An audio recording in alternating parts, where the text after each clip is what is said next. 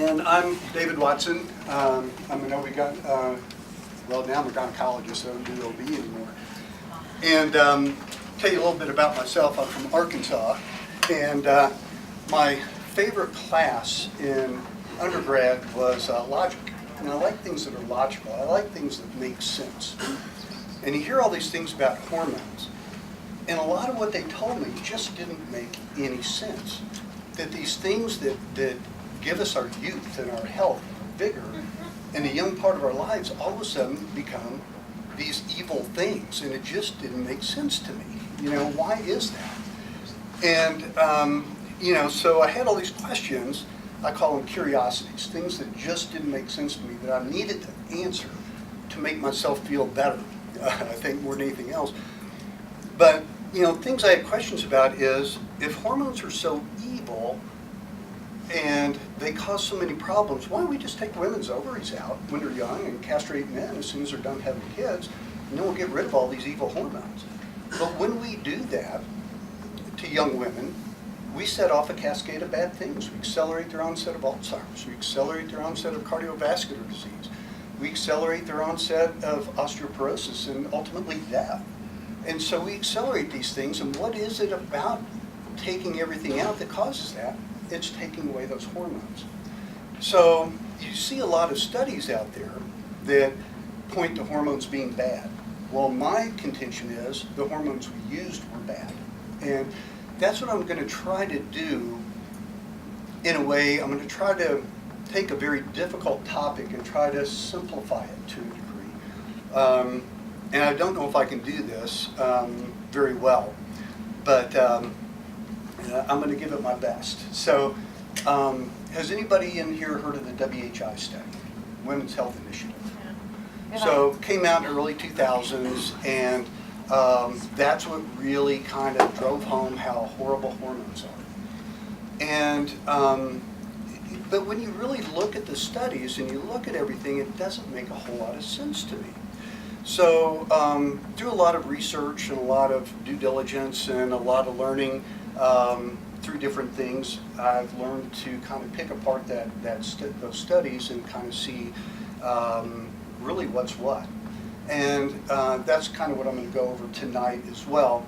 But before I do that, I want to have someone come up and talk to you that's very special to me. Mary, who's been a long-term patient of mine now, who's I'd like to say one of our success stories. And so Mary, if you wouldn't mind coming up and saying a few words about what we do, that'd be great. Sure. Hi, my name is Mary. I was diagnosed with breast cancer at the age of 51 in 2013. And the plan of attack was surgery, chemo, radiation, and with this lovely lady here. Love her. Yes. And after the treatment, and I think a lot of you can relate to this, is we had a new normal, right? And I was really struggling with my new normal. And one of those issues is chemo brain, right? So I wrote down my list of what the new normal was. And I'm sure everyone in here can probably relate to this list. So insomnia, that was huge. Couldn't sleep, couldn't stay asleep, couldn't go back to sleep. Ended up self-medicating with Xanax and wine. I knew that wasn't good. But, you know, I was desperate. No libido. Not low libido, but no libido. Joint pain, muscle aches. I was an emotional mess. It was... No bueno. That was one of the hardest things, I think. I was dealing with anxiety, which I had never experienced before my diagnosis. Depression, which I wouldn't admit it at the time. Low energy, fatigue, hot flashes, night sweats. That was new. Chronic headache, chemo brain, and the mental focus. I mean, I was really struggling. So on top of all that, the next plan of attack was the estrogen blocker. My cancer was estrogen positive. So I tried tamoxifen. That didn't work well. I tried Rimidex. That didn't work well. And then I tried Aromacin. And I tried them. You did? And on top of my list, and then the side effects of those estrogen blocker drugs, I just wasn't willing to do that. I wasn't willing to give up what quality of life I had, which was not great at that time.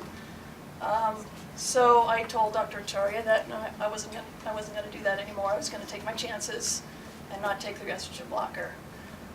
So, I don't know, a couple months later, she said, well, what do you think about getting Rimidex in a pellet form along with testosterone? And Dr. Watson spoke to me on the phone a couple times. I was really reluctant because I just didn't want to deal with it anymore. But I'm glad he was patient with me. And I tried it 2.5 years ago. And my quality of life has just improved so much. I am so on board with this. I'm not needing any sleep aid anymore at all. Joint pain, muscle aches is not 100% gone, but it's so much better. Libido was like... I got thank you cards from her husband. That was insane. That's calmed down some though. That's why the cards quit coming. Hot flashes, night sweats are gone. I've got energy. I don't need naps in the afternoon. My emotions have leveled out. Yes.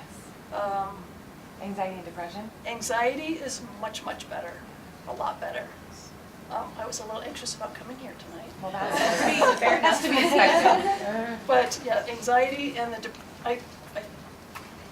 my sense of humor's back. I just feel better. It's not a cure-all. At least it wasn't for me. Hope you don't mind me saying that. It's not. And you don't get the benefit of the estrogen that we use in a lot of women as well. But it's changed my life, and I'm just so happy I tried it. Thankful. Yes. Yay. So there's hope. There's hope out there. Thank you for Thank sharing.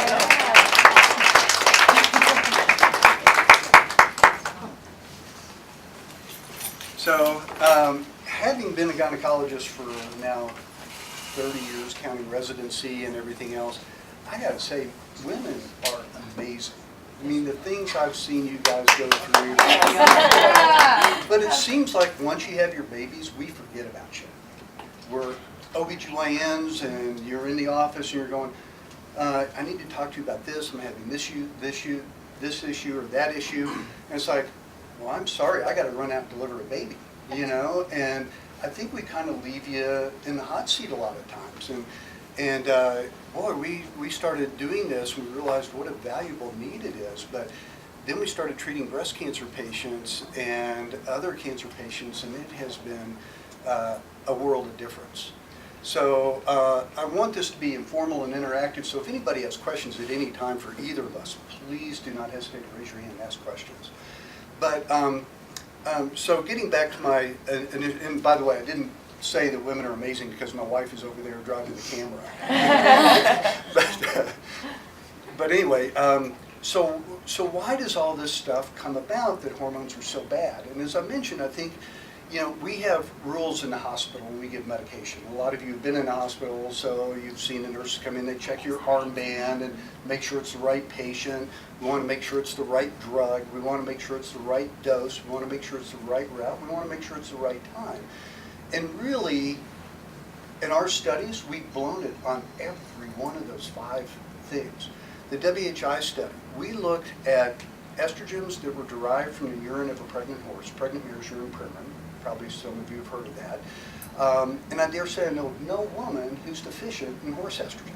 I have one who was close. She was a large animal vet. She brought in a uterus of a horse that she'd done a hysterectomy on, and so she might have been close, but the only one.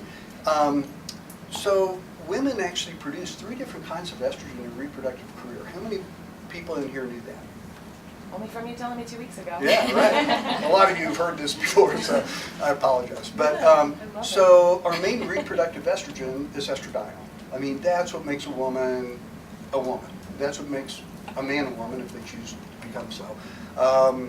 But that is your main reproductive estrogen. Your breasts have different kinds of receptors, and there's a good receptor and a bad receptor. And estradiol is equally distributed between those 2 receptors. So estradiol isn't the bad guy in this thing. During pregnancy, you produce an abundance of estriol. Estriol is a weak estrogen, has high affinity for vaginal mucosa, and also high affinity for the good receptors, the protective receptors in breast. That's one of the reasons why pregnancies tend to be breast protective. And then throughout a woman's life, they produce estrone. Estrone is the bad estrogen, or the bad sister of the bunch, is what I like to call it. It has very high affinity for the alpha, or the bad receptors in the breast.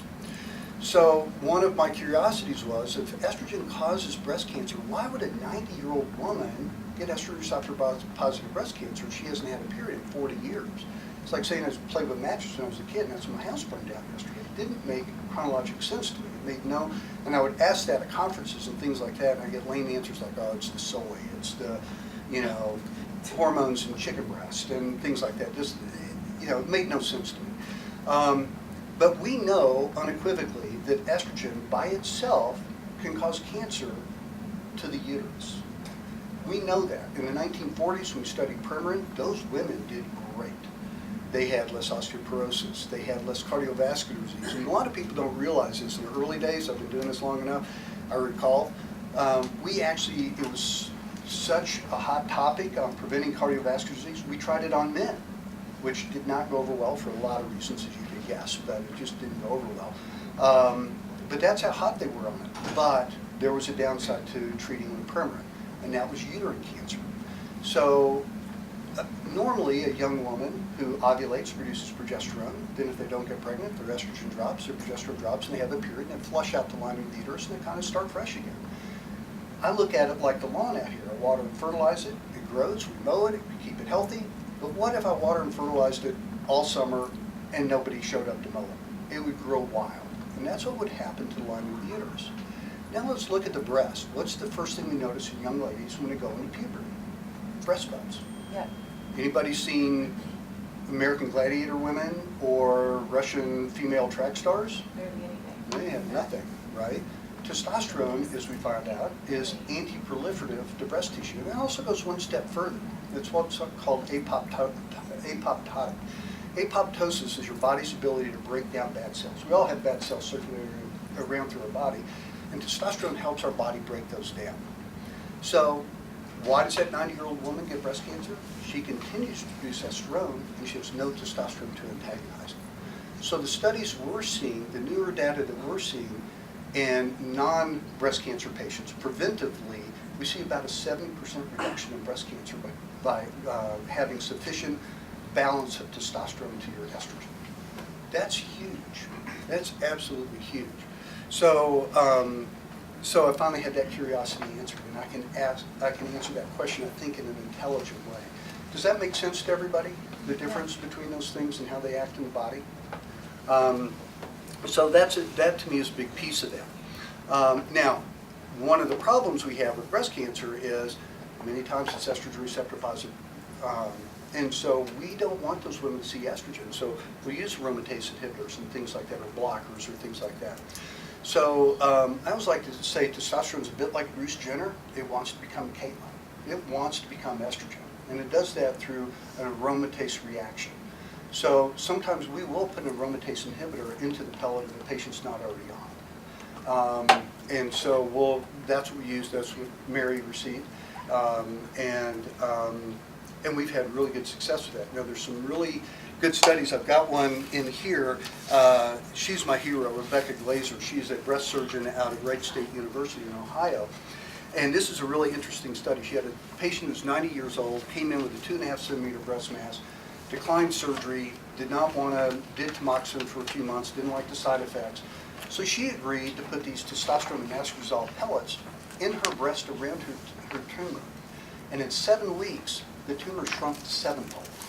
And in 12 weeks, it had shrunk 13-fold. Huge difference. And the patient was no longer on antidepressants. She was driving again, had not been driving for a long time. It was the best she had felt in years. And was offered Lipitor, offered antidepressants. I mean, she just did great. So she's doing a neoadjuvant study looking at that. She couldn't get it approved in the United States. Mark, maybe you can correct me. I'm thinking she's doing it in Mexico. Not sure. I'd heard rumors to that. I don't know. I haven't heard anything on that particular, but it's a very intriguing study. So, so people ask, well, are you going to stimulate my cancer? And the answer is probably not. It's probably not going to stimulate it, you know. And in fact, if anything, it's going to improve other aspects of your life. So I have seen patients who are osteoporotic. We use pellet therapy, and I've seen them go to normal on a bone density. Because you survive the breast cancer, you have other things that get you. So as Mary kind of pointed out, we can, you know, Dr. Acharya can make a survivor out of you. Our job is to make a thriver out of you, take it from survivor to thriver. And that's our goal. So, but anyway, Surviving's the first step, though. Thank you. Yeah. You gotta survive. It's hard to In thrive order if to you don't thrive, right? survive, you know. So that's kind of. I'd like to say I came up with that, but I actually read it off the back of one of the wine bottles over there. That wine actually came from Olivia Newton-John's vineyard, Oh, and wow. so that's why it's the pink and blue for breast and prostate cancer screening promotion. So some of her sales percentage of that goes to that. So That's cool. commercial for her, unsolicited. Yes. What is a pellet? So that's an excellent question. So it is a delivery mechanism, right? And so we can deliver medications in a variety of different ways. We can give injections, we can give pills, we can do slap a patch on you, we can do different things. How do your ovaries release hormones? Right into the bloodstream. So what we have are pellets. They're specially done. They are manufactured. These are not compounded. Now that's where you'll get a lot of slap on stuff is, well, it's compounded, it's not good. You know, brand name drugs got to be plus or minus 10%, and generics plus or minus 30%, and a compound is whatever they say it is. Our tolerances of Biote are plus or minus 3%. And then the processing is very consistent. Every pellet is compressed identically with piston press. And so there are these little pellets that, you know, depending on the dose, the amount, and those doses are dependent on the particular patient's needs that we predetermine by a lot of different things. But there may be like, you know, those little big white pins that are really ubiquitous, and you look at the end part that you put, they're about the size of that. So you're injecting a stuff. little area in the backside, and make a little nick in the skin. It's about like that. And then we have a little trocar that burrows in the fatty tissue, because the fat is very vascular. And so that's what we want, because then we put the pellet into there, and as long as your heart is pumping, you're releasing hormone.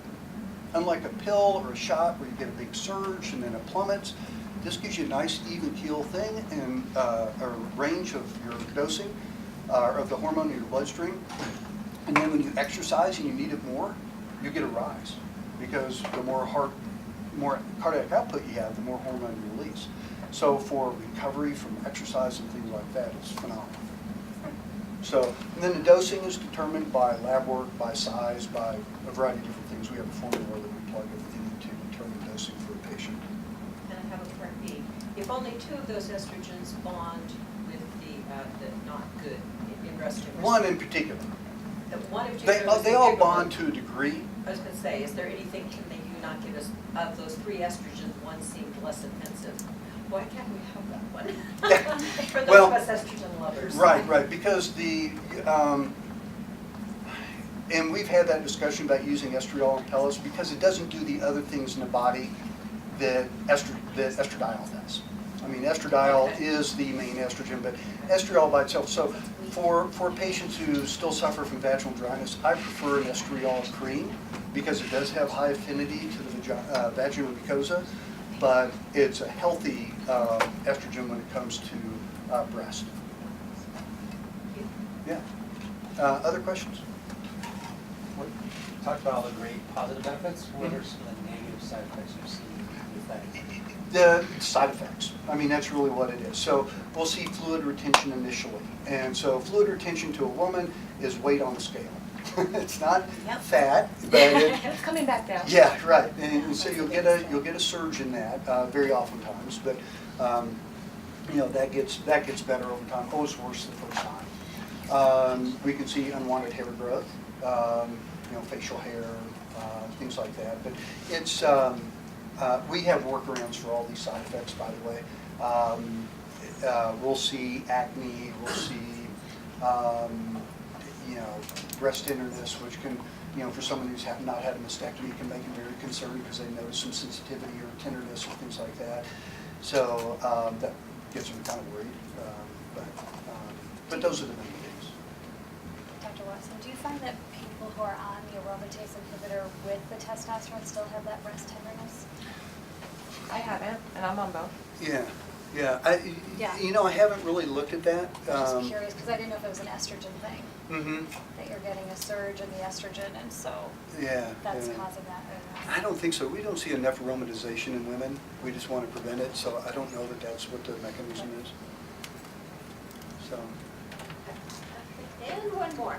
So you're not an oncologist, you're into. I'm a gynecologist, right. Gynecologist, but Right. you do a lot of endocrine type stuff. Testosterone. Yeah, well, that's what I was late coming out of here. That's what we were talking about. I, by default, have become a quasi-quack Yeah. endocrinologist because I don't Yeah.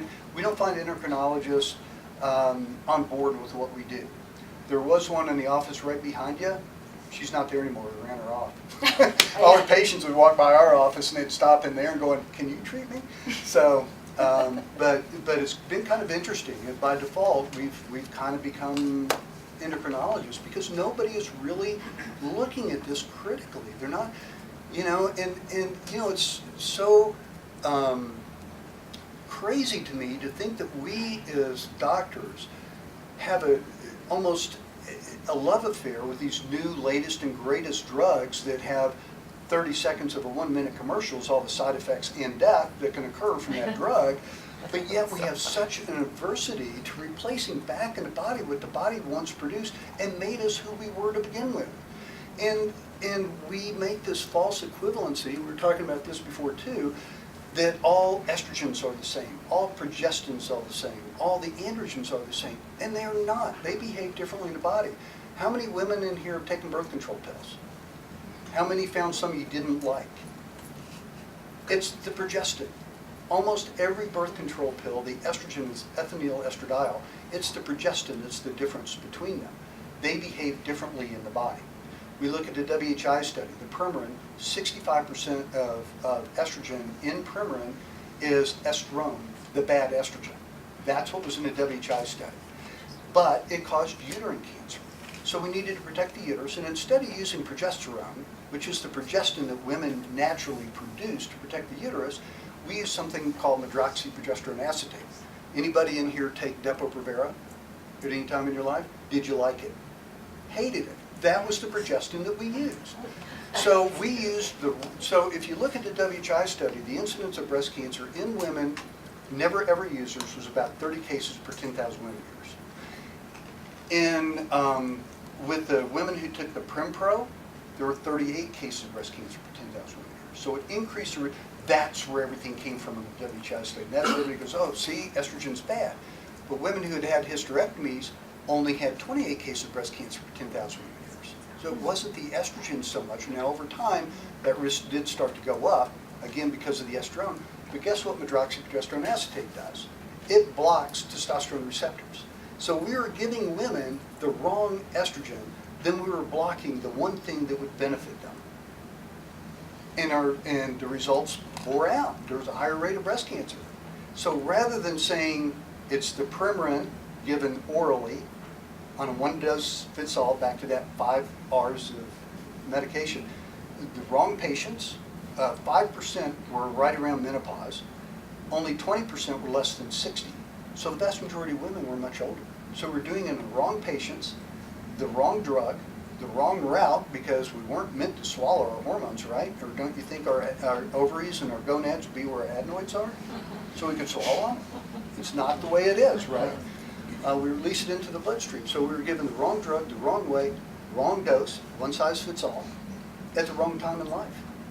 So it was a bad study. And so rather than look at that study critically, everybody says all estrogens are bad, all progestins are bad. They don't behave the same in the body. They do not behave the same in the body. So that is my big take-home message. So what we do is we deliver the hormones, what your body made. You have progesterone receptors, not hydroxyprogesterone acetate receptors. You have progesterone receptors, and they interact differently. So kind of my analogy is, Dr. Acharya and I decided we're going to do a study on alcohol. And all of my patients die. And all of her patients, if the men drink 2 drinks, women drink 1 drink, they live 3 years longer. Somebody else comes along and goes, so I'm going to do a study on alcohol. I'm just going to look and see what studies have been done. And they go, well, half the patients do better and half the patients die. The difference? I used methanol, she used ethanol. So just a carbon and a couple of hydrogen difference between those 2 molecules, hugely different impact in the body. Your patients also went blind. Yeah, no, that was the 3rd study where they used isopropyl. So it depends on what we use. So when you look at the molecules, there's substantial differences. You ask any chemist, you know, well, we're out of this, but we have this. They're in the same category. Would they expect the same reaction? Of course not. So why would we think our bodies would behave any differently? It's such a complex cascade of events that you get one piece in a jigsaw puzzle wrong, it throws the whole puzzle off. So we have to get the right piece at the right time, the right way. So that's what the pellets So you couple with an oncologist? I'm usually. an oncologist. Yes. Yeah, I meant with the testosterone, you're speaking testosterone and estrogen blockers. I'm assuming you're yes to the testosterone, but you're not prescribing estrogen blockers.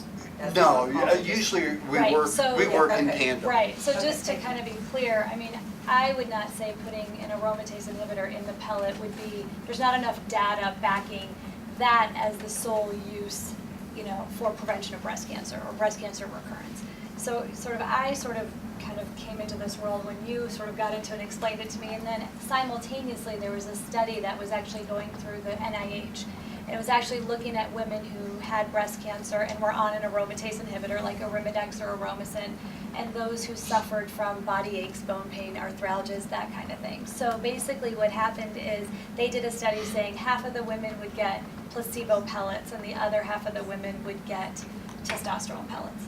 And they were monitoring levels, but it was not quite as sophisticated by any means as to how you monitor levels and all the other things that you look at. But they started doing that study and they found that giving testosterone to women who had bone pain, body aches from these medications they were relieved and they were not suffering half as much as they were before the testosterone. So that study could only really be done if the NIH felt that it was ethical to do the study, because they can't cause harm. So that sort of started me researching it and understanding that, you know, really it is a protective mechanism for breast cancer. I don't know if there's any real data that shows it actually can cause breast cancer.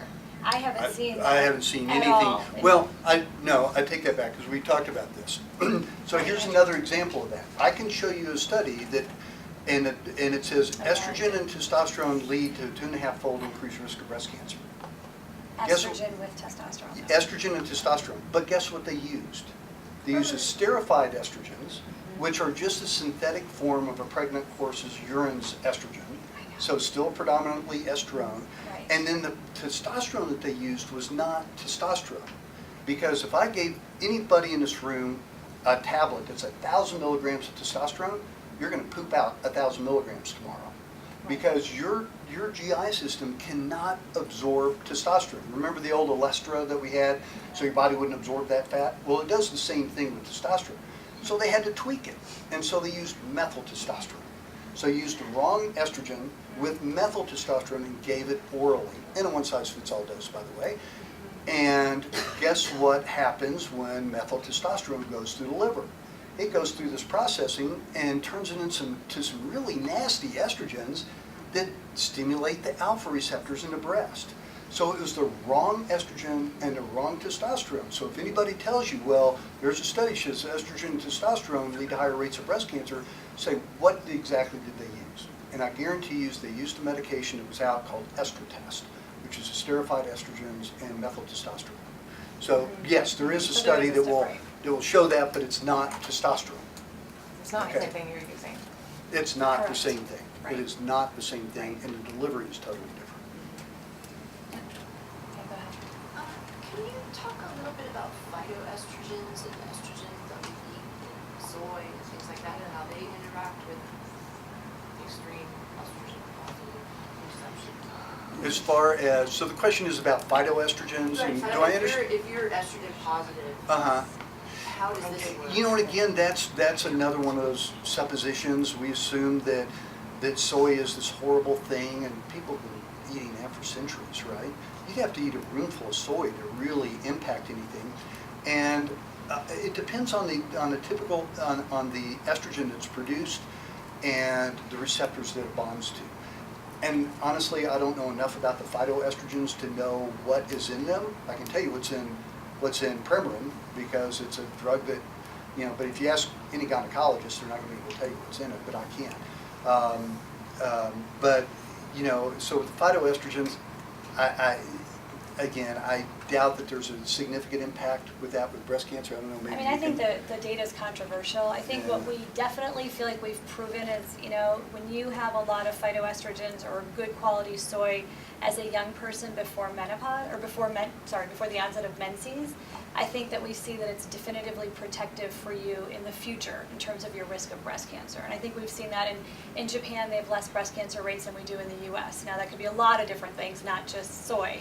I do caution my patients about soy because I feel like I don't understand where they're always getting it from, whether it's GMO, how processed it is, and I just think all of that impacts how it's utilized in the body. So I always tell my patients who are estrogen positive, just in moderation, and don't overdo it. Don't be having soy burgers and soy milk, and I just think there's so many additives to so many of our soy products that I am not a fan. But I think if you're going to have real soy that's unprocessed, I think that's probably healthy. And again, back to my original thing, I think it's that balance between your estrogens and your androgens, and that being testosterone. Because we had this discussion earlier about androgen receptors and breast cancer, but again, I would contend that different androgens bond and react differently to those androgen receptors than testosterone. Testosterone is, in and of itself, going to behave differently than other androgens. So for me, it's not the estrogen, it's the balance of that estrogen, just like it is in the uterus. You know, because I look at the uterus as kind of a bellwether, right? Postmenopausal women can eat soy till the cows come home. They're not going to cause uterine cancer by doing that. And that we antagonize with progesterone.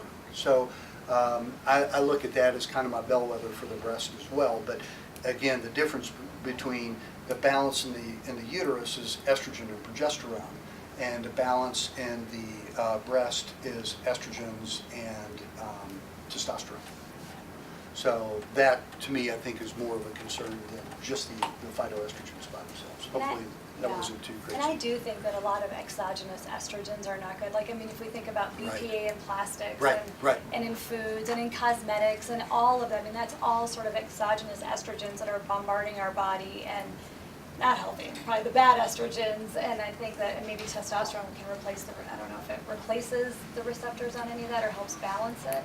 I don't know that I can speak to that, but I definitely think we all need to be cautious of external estrogens that we're Right, getting. because again, we know Skin the products. three estrogens that you produce behave differently at the level of the breast. What are these exogenous? And so here's what I find very perplexing to me. And so I kind of decided when do hormones turn bad? It must be pregnancy. Because a pregnant woman produces as much estradiol in one pregnancy as 5 women do in a year. But then if you look in a PDR, which is our little Bible for drugs, and you look at the pregnancy category on estradiol, it's a category X, meaning it causes birth defects. It's like, how is that possible? It boils down to false equivalencies. We in the medical community assume all estrogens behave the same, and that came, anybody hear of DES, diethylstilbestrol? DES was given to women in the late 50s, early 60s to help prevent miscarriage, and what did it do? It caused birth defects in their daughters. So they assume that every estrogen behaves the same. BPA, anybody know what BPA is? You find in water bottles? They used to give it to racehorses in the 20s and 30s because it's an estrogen. They ran great until they got these weird gynecologic cancers. And they quit using racehorses. They thought, well, that'd be a great thing to harden plastic in water bottles. In our infinite wisdom. So, Yeah, we're super smart. yeah. Data, we think about testosterone and, causing prostate cancer. Right. But I think what they're really finding is that sort of lack of testosterone can lead to prostate cancer later in life. And so I think that we're finding all of these things that we think is a cause and effect. It may actually be the antithesis of that. I have another question. Yes. I think when there is not a good level for estrogen and testosterone, in the future can be the woman that get breast cancer. In my case, I don't have this balance. I think possibly was because I had a cancer. But in this time, I did mastectomy, but I don't know if I don't have estrogen or testosterone. I don't know for this medication help me because I think the first lady was reading about symptoms and I think I have a lot of, but I don't know the detect is my bone because I have osteoporosis. Right. I have pain in my muscle. Yes. I have pain in my back, my lower back. I don't know what medicine can help me. But these struggles I started in 2016. Sorry, my husband. But I know that. Someone step on a duck. But I don't know how to overcome because I started to work many years ago with children and I didn't have problems before. I started the side effect in 2015. In 2013, I received chemo treatment. I don't know, in this time up here, I see all side effects. I'm feeling bad because every day I have pain and my husband tells me, you are Miss Dolores. Dolores is painful. Miss Dolores is pain. Every day telling me the same thing. And I am nervous because I don't know how to say, no, I am feeling good. And we are worried about this one because sometimes I'm going to the doctor 2-3 times in a month. I know. I think that it starts with, and I know your history, but I think that it starts with sort of knowing what your levels are and getting a full evaluation. And I think that it's worth trying. And I think I think that's sort of the thing. I think you have to try and see sort of how your quality of life changes. Yeah. And then, go ahead. Because after when I finished my chemo treatment, I got one medication, I think for 6 months and 2 times. But I left to take more this medication because I started to work very far from my house. I didn't have enough time to follow to the doctor. But I didn't have side effects after 2 years. 2014, 15, Right. 2015 my dad died and I started the struggles 16, 17. I don't know why, but I have all symptoms that there's another lady. That's interesting.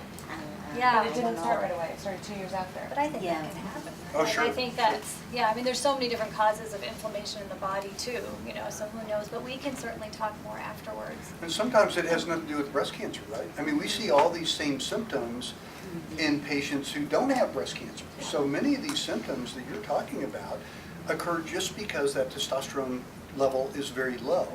And Because I don't have.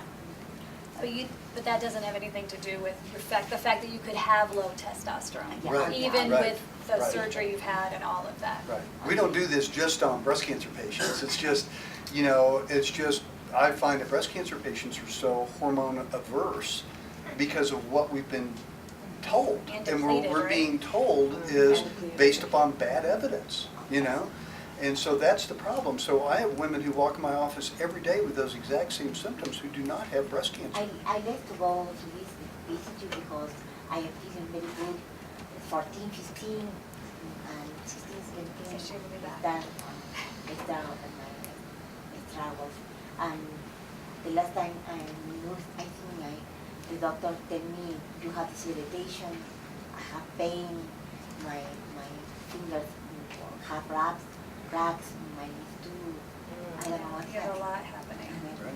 Yeah. So I tried to call you, and I could see in my mail that you have the same. Yeah, we can talk after that tomorrow. So that kind of brings up a question what she's talking about. So how do you determine what the right dose is? Do you take like a base level I'll and you defer to have? him on that. Oh, I call Dr. Achari and say, how much you want? We use a combination of things. So basically, we work with a company called Biote. Biote, Gary Donovitz, who started, by the way, the pellets are not new. They've been around since the late 1930s. So this is not new stuff. This isn't new coming out. And it was actually introduced for cancer patients. Most of those patients have radical hysterectomies. That's what we, for cervical cancer, that's who it was initially given to. Then it kind of fell by the wayside with Premarin, because why would you give testosterone to a woman? Because estrogen is her hormone and that kind of stuff. Well, Gary Donovitz realized that this is optimal therapy, but realized the pitfalls. And the pitfalls were it was compounded, the purity, potency, and consistency of the pellets were very inconsistent. So that's when he wanted to standardize it. So he got together with a well-respected compounding pharmacy and said, what's the purest sample you can give us? And they said plus or minus 3%, because that'll be our gold standard. I'm going to test it, you're going to test it with an independent third-party lab test. They developed the special presses. And then Anazao took it a step further, spent millions of dollars to accomplish this. They became 503B certified, so now they're under the scrutiny of the FDA. And then Gary Donovitz, through a lot of math and a lot of iterations, developing what we call a dosing site. So we plug in, we look at initial lab values, and look at a person's demographics. Did she have fibroids? Did she have endometriosis? Did she have breast cancer? What is her medical history?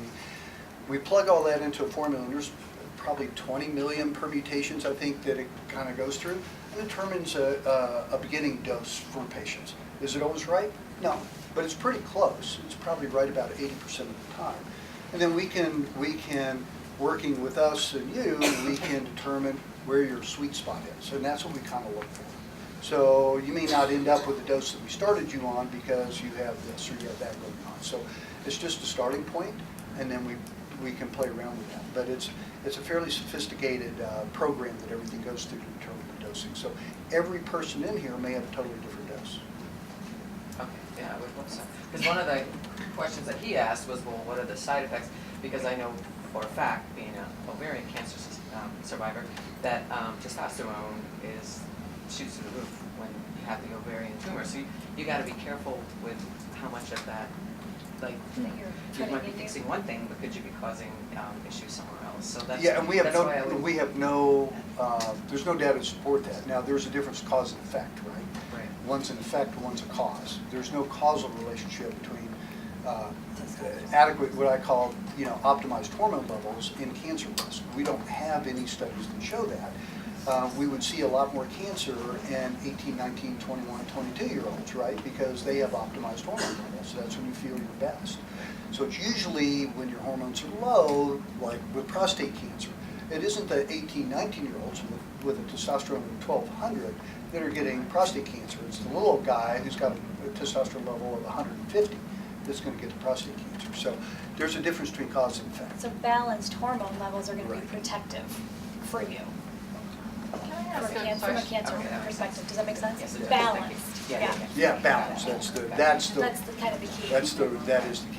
Yes. Do we have any more information on early onset dementia and taking these various hormones? So funny you should say that. Yes and no.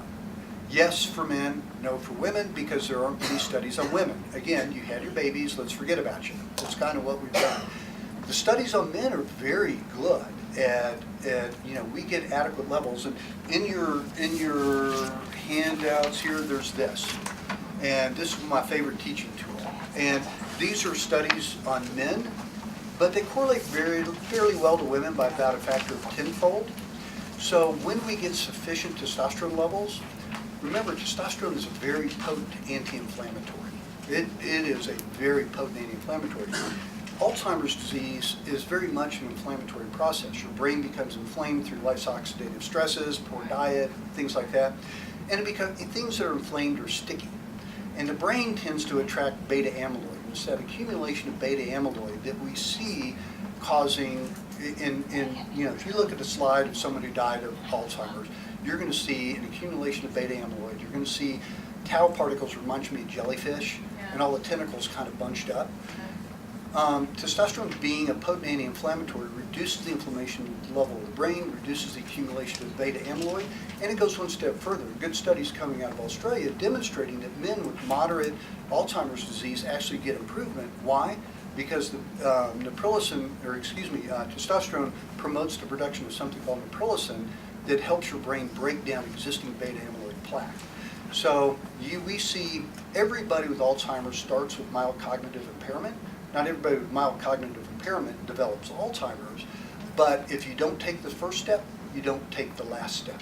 So yes, we see an improvement in those things with testosterone therapy. But then there are other hormones besides the ones we're talking about in your body that affect the brain? Right, estrogen being critical for that. So, do we know enough yet to tweak other hormones? We do, but again, we're kind of talking to a captive audience here that are more breast cancer concerned. Yeah. And so we kind of leave estrogen off to the side a little bit.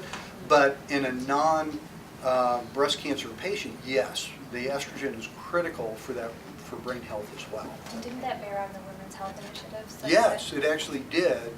And once they started looking at the Women's Health Initiative and they started age banding it, then they started realizing, hey, this isn't such bad stuff. Even though they weren't good hormones that were delivered the wrong way, it wasn't as evil as we had made it out to be. And in fact, when they first published that study, they didn't even refer to the authors or the actual people who were doing the study. They didn't even talk to them before the study was published. Really? Yes, tragic, absolutely tragic. It's not a well-designed study. No, well, I don't know that it was as bad designed as it was poorly reported and poorly assessed. Yes. What do you consider a normal level of testosterone? Like, I just had my blood work done and got my results back, and Dr. Khan is who did it. And I was wondering, like, she put me on the cream. Mm-hmm. Where do you say, oh my gosh, you're so low, like the cream is not strong enough? Like, Well, we will treat anybody who's less than 65. so, and I don't know if it's listed different, but on the blood work, it's supposed to be like around an 8 or something? Is that? The So- blood work range, go ahead. Yeah, so there's a It's not- difference between reference range and what we consider optimized. Okay. How does a lab come up with a reference range? Well, they've done a whole bunch of testosterone levels on women, right? So they look at their average lows and their average highs, and that's how they come up with that reference range. Has nothing to do with functionality in the body. And by the way, who are they testing?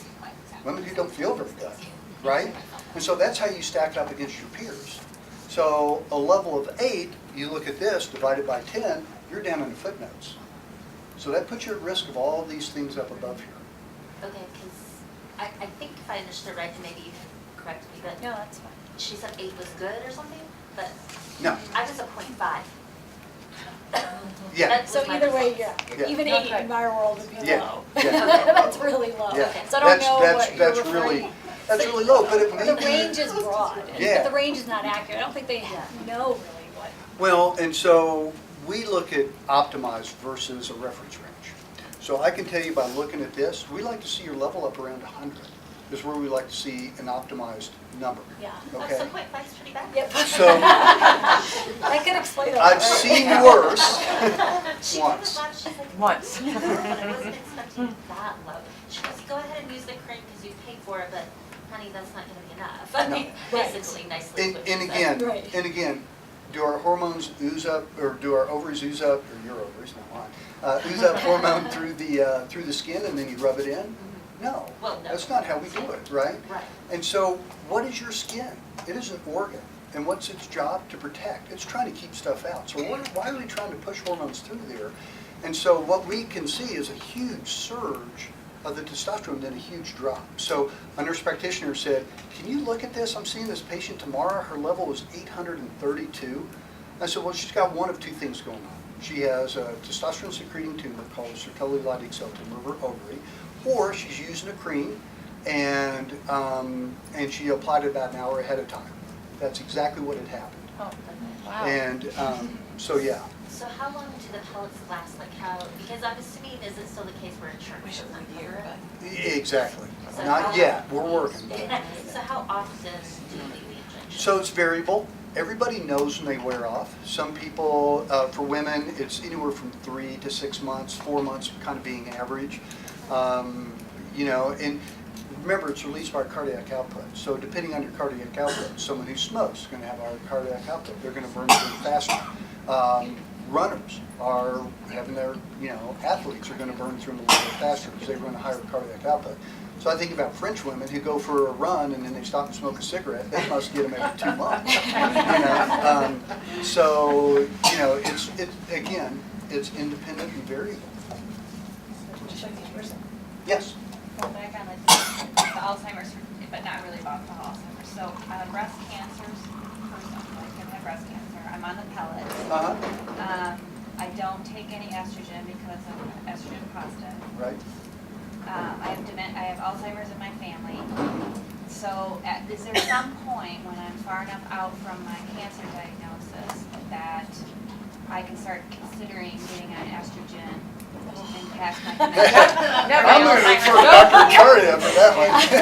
I asked that same question. I did. missed it. Okay. And have we done it? Yes. And I read in the Right Act. I don't know what's going to happen. Every time I breast come to tumor. get pellets, like. But theoretically, once you're so far out, or someone who's had complete mastectomy, they've had maximal therapy, yeah, you probably could not use the lowest dose possible So- on any of them. Right, I mean, like in patients who are BRCA positive and they have not had breast cancer, or even I guess if they have had, and they have bilateral mastectomies and their ovaries removed, there is solid data to say they can be on hormones after that, because they've had breast tissue removed as well as their ovaries. And so with that, we're not seeing an increased risk of breast cancer in that population, even though their genetics are positive. But I don't know, and I'd have to look up, to be honest, I don't want to speak off the top of my head, but I don't know if there's sort of a time frame. I mean, we talk about 5 years, we talk about 10 years, but I think anyone would be gun shy.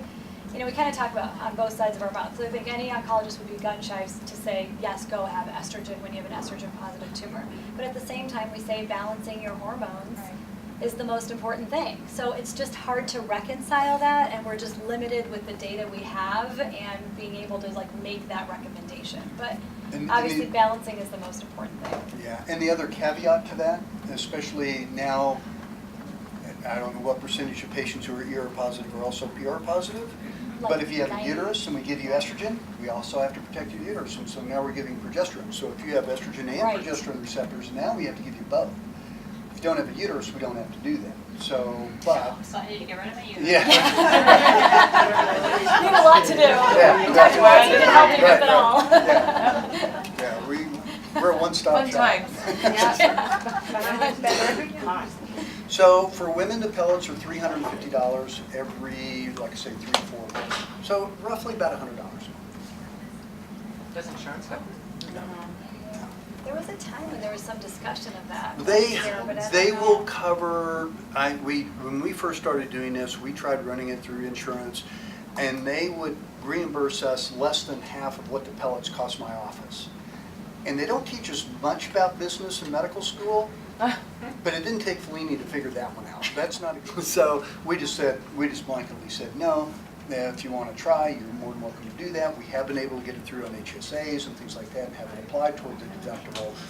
So and flex spending accounts and things like that. We've been able to successfully do that with those. Yes. How long have you been doing the testosterone pellets? So it was kind of funny, you know. I'm a I think there's a difference between ignorance and stupidity. Ignorance is you just don't know, and stupidity means you don't want to find out. And I learned a lot from my patients, actually. And it was about 4.5 years ago. I've done thousands of hysterectomies over the years, and I never felt like I got a grasp on what I was doing with these patients afterwards. And they don't teach us anything in medical school about it, and they don't teach us anything in residency about it. And I actually had a patient who said, I had 3 at the same time, and they were just really, so in my frontal lobes. It's all I couldn't stop thinking about it. I felt like I'd done them dirty. I didn't feel like I'd done my surgery. I could have sent them on their way, but I just didn't feel good about it. And she was one of them, and she said, Dr. Watson, what do you know about these hormone pellets? And I said, very little. And this was, like I say, almost 5 years ago now. I don't know anything about them. I know it's something the old guys down in Colorado Springs used to do, and I started thinking, gosh, I'm one of those old guys now. And she said, would you get feelings hurt if I tried them? I said, no, get me feelings hurt, but didn't tell me how you did. And because I didn't want to take that path down towards stupidity, so she calls me up, and I said, by the way, who's doing this for you? And she said, well, I'm working for this plastic surgeon. I said, you're going to get your hormones from a plastic surgeon. She goes, is that a problem? I said, listen, I can learn from anybody, far be it from me to know it all. Just let me know how you did. She did amazing. And calls me up and goes, I got to get you some information. I said, okay, send the liaison over. So Mark Orr, my liaison, came over, and we sat down, and I raked him over the coals and kicked him out of my office the first time. And then slowly he broke me down, and I thought we'd treat 3 or 4 patients a month, and now it's 300 to 400 a month that we treat. And how many of them are cancer survivors? Okay. So Hey, one, you know, if I one just- fourth, Like a or fourth, third to a fourth of them? I'm sorry? A third to a fourth of your patients are breast cancer? No, about 100. Oh. About 100. okay. 100, not a month, 100. 100 total. Oh, okay, okay, I got you. Yeah. Breast cancer's not that popular, thank goodness. Thank God. Yeah.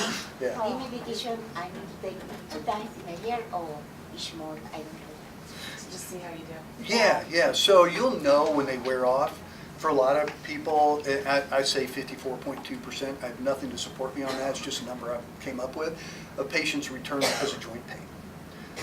They notice recurrence of their joint pain. Mine was And- gone within 3 days, and you said it was going to take a while. I've been on it 3 weeks. Yeah, 3 days. right. And now, 3 weeks later, I might get 1 hot flash a day. So it's different for Worth it. everybody. And it depends Worth on your it. level. So someone with a 0.5, how long have you been down there? And so I find that some people, it takes a couple of rounds. And Mary, I think you can attest to that. After the Yes. first round you came in, and I don't know if I can tell much, but I promise you I'd do it 3 times. And then the second time she came in, she had a little bit of smile on her face. And then I talked to Dr. Chari about another patient about a month later. And I said, have you seen Mary lately? She goes, oh my God, what a different person she is. So sometimes it takes a couple of times. My wife is a good example of that. It took her 3 times. She was on $3,000 a month of medications. I was looking at single-level handicap accessible homes.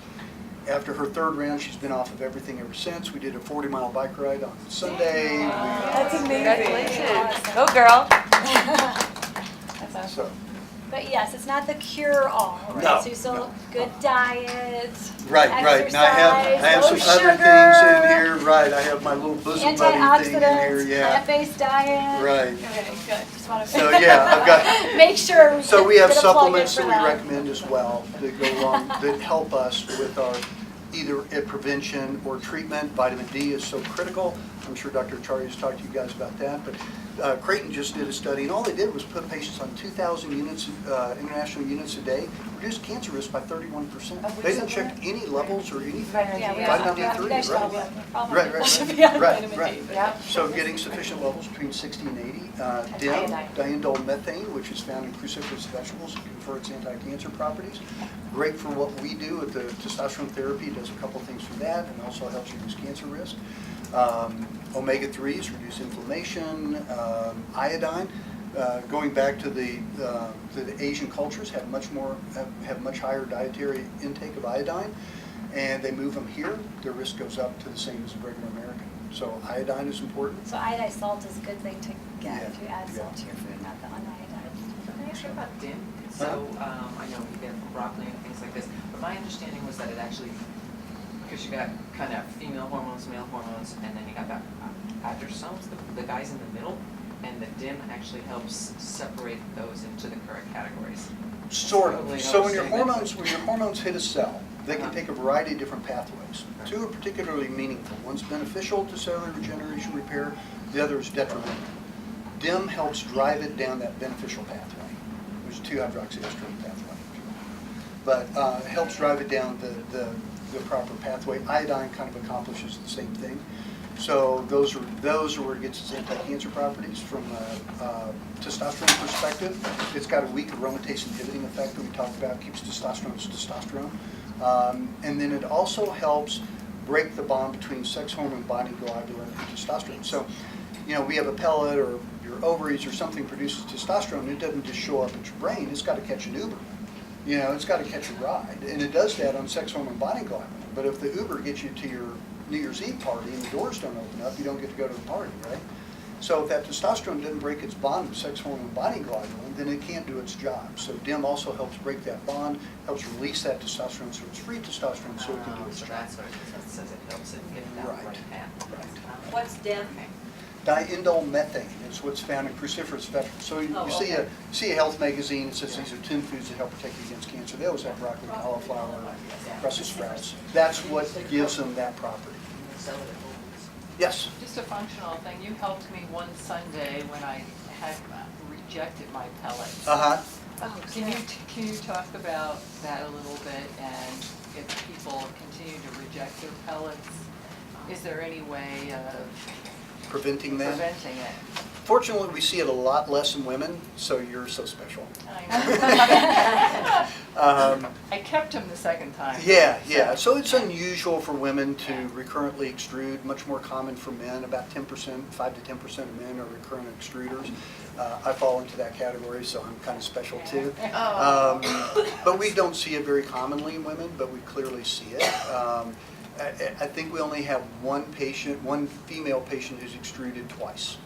So it's not a common thing, but it is one of the things that can happen, going to what can happen with pellets. Your body can not necessarily reject them, but for some whatever reason, that particular pellet it just didn't like, and it will come right back out that incision. That's what I was gonna ask, what's the symptom? I mean, Oh, how do you yeah. know I that? think Wow. it was exercise, no, your pellet. It hurts. Just Comes hurts. out. Yeah.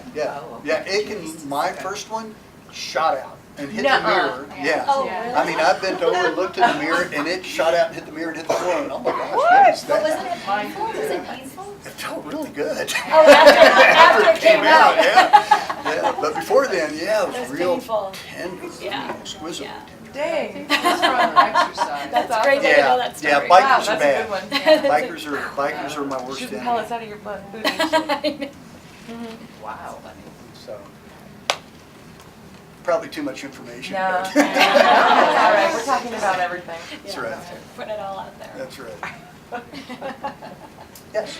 Megan, how does thyroid play into all this? Just it seems like so many postmenopausal women take the thyroid dip anyway, and do either of you address that?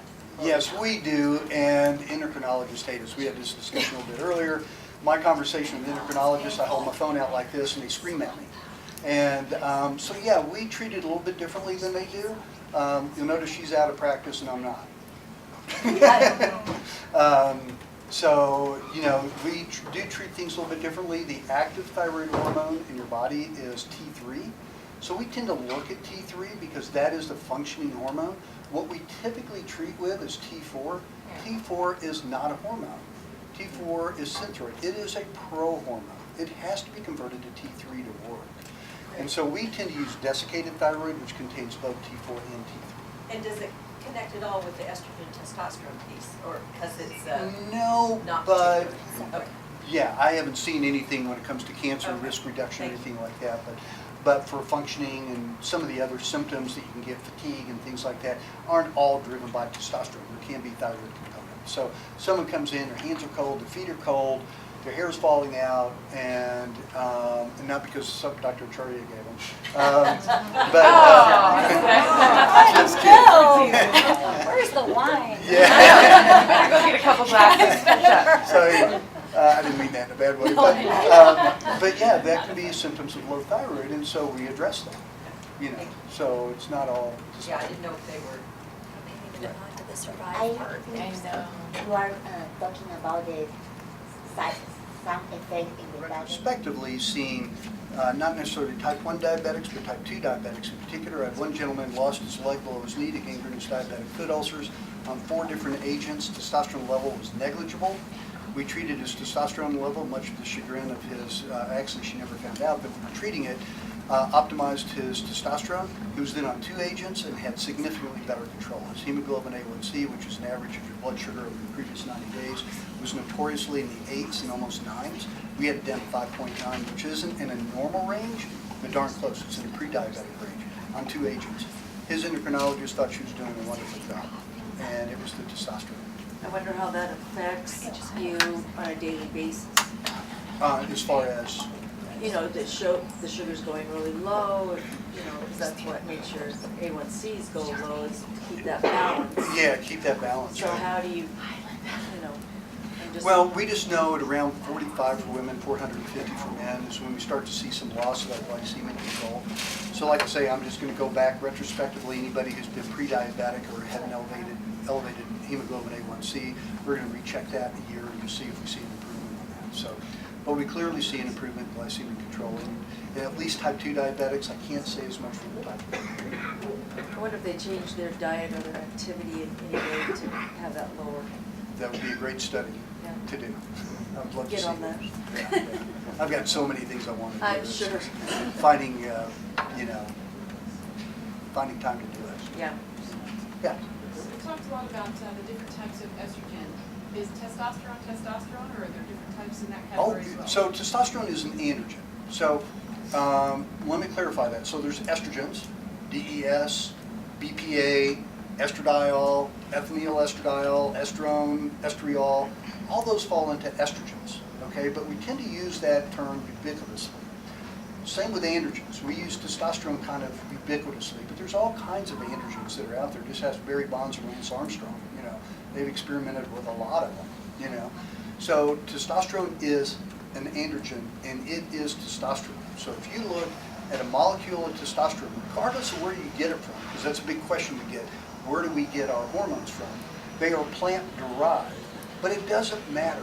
What matters is the end molecule. So it doesn't matter where you get that molecule. What matters is what it ultimately becomes. So testosterone is testosterone, and that's what I was saying in that one study, they used methyl testosterone, behaved totally different in the body than testosterone. But the testosterone that's produced in the body, like in the body, we have estradiol, estriol, and estrone. Right. But in the body, do we just have one formulation of testosterone? Yes, it So to is speak? testosterone. So Now, it's there your- are other androgens your body produces, DHEA, DHEAS, that are produced by the adrenal glands, and there are other androgens that we have, which brings up this whole thing with androgen receptors, which is a whole other topic that we won't get into right now, but testosterone reacts in a positive manner to those receptors, not to get at that. Other questions? You had one? I have had thyroid cancer and breast cancer, Uh-huh. and I can't get my TSH level to level out. Right. Could any of this help me with that?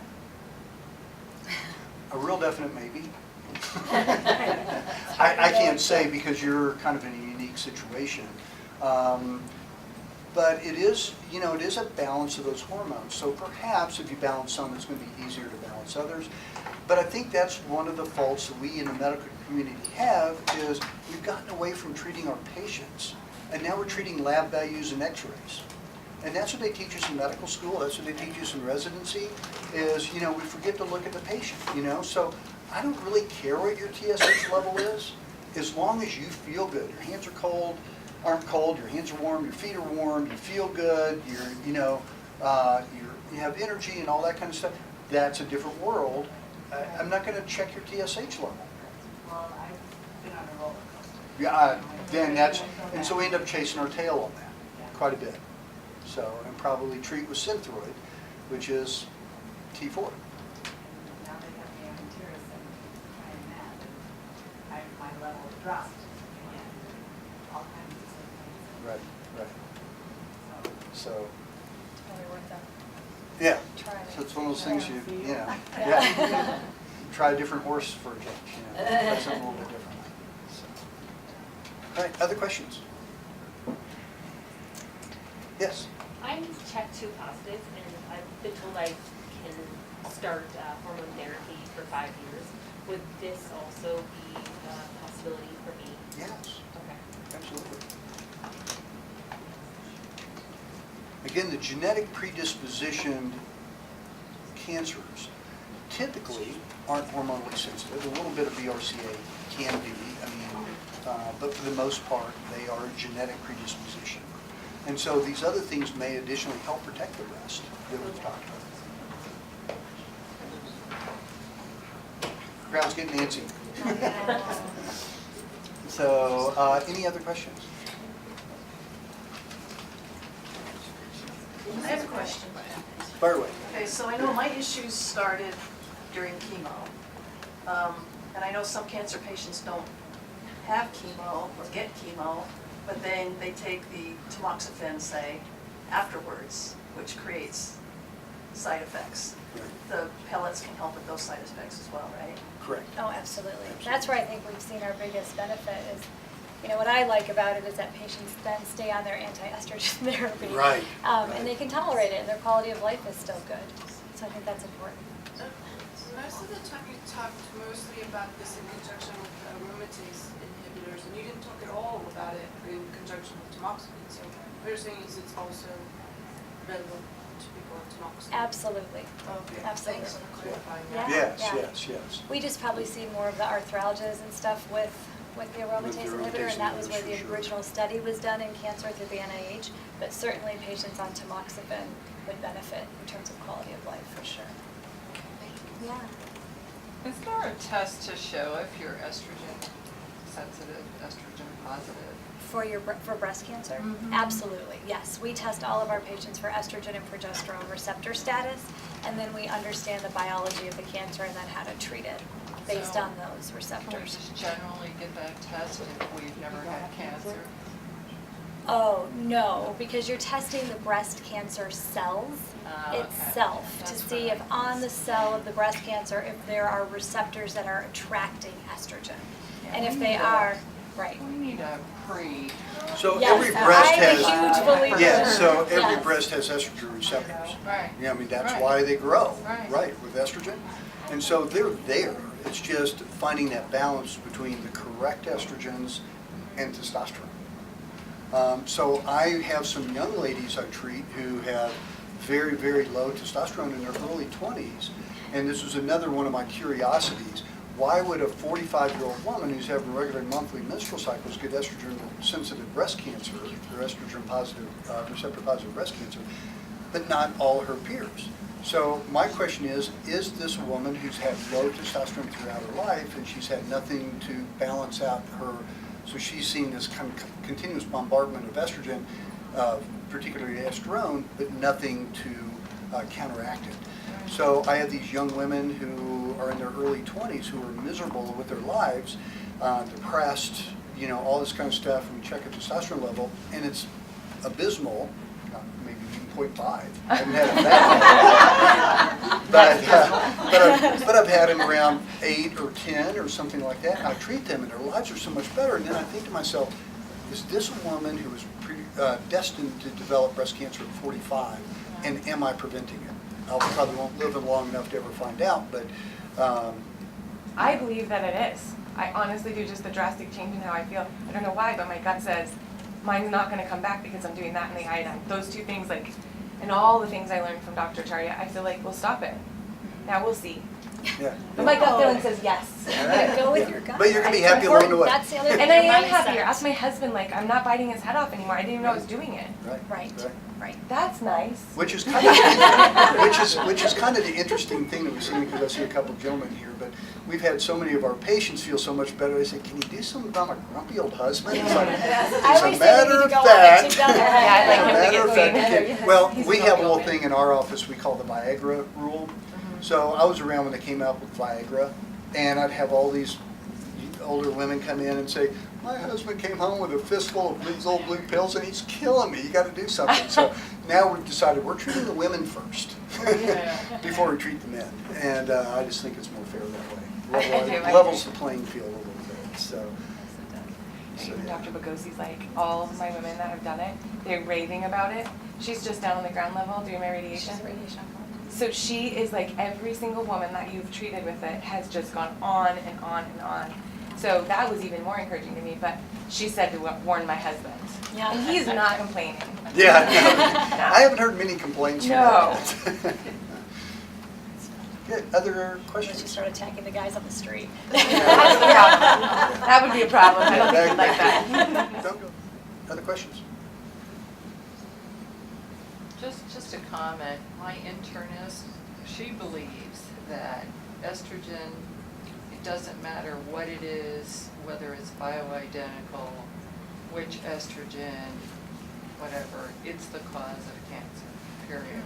Right. And she warned me And that's what they And teach I you. So brought all the why don't we just take studies. everybody's Well, it's ovaries out interesting. when they're done having kids, and they'll live forever, right? Because we've taken away those evil hormones. Right. What happens?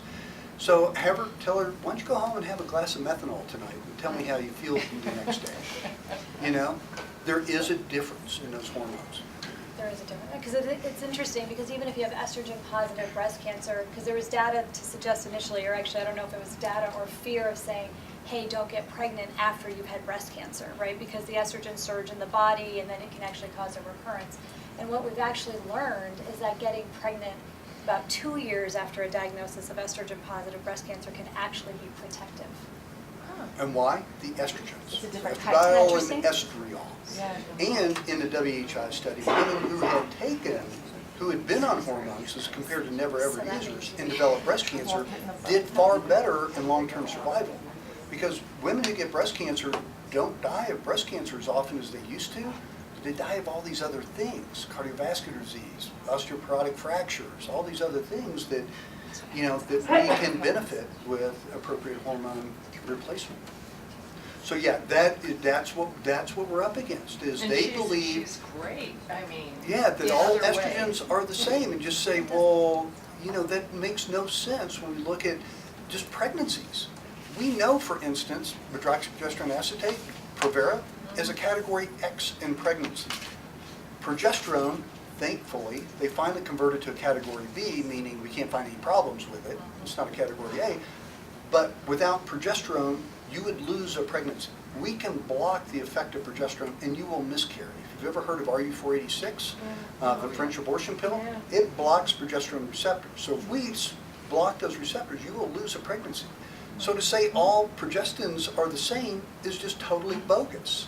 And to say all estrogens are the same, estradiol being a category X, but yet you produce so much more of it when you're pregnant, that makes absolutely no sense. Absolutely no sense. What do you mean it's a category X? Means you Like do not use in lethal. pregnancy. It can cause serious birth defects. You ever hear of thalidomide? Yeah. Cause short arms in category X, you know? So it puts it in the It's like same A, category. B, C, D, and then X. Okay. A is like it's been tested, it's safe. B, it's like not so well tested, but we think it's safe. C is, yeah.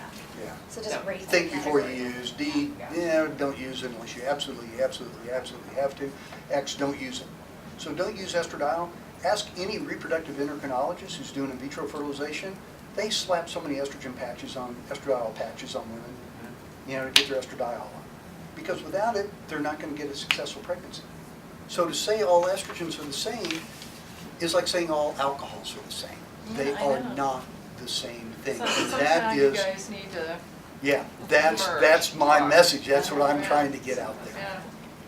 But everyone comes with their own perspectives and they read things the way that, you know what I mean? So it's not always And what easy. we talked about this earlier, when the WHI study came out in early 2000, 2001, 2002, hormones got this, you know, Real bad name. bad name, Yeah. and so what do you think happened in residencies? Yeah.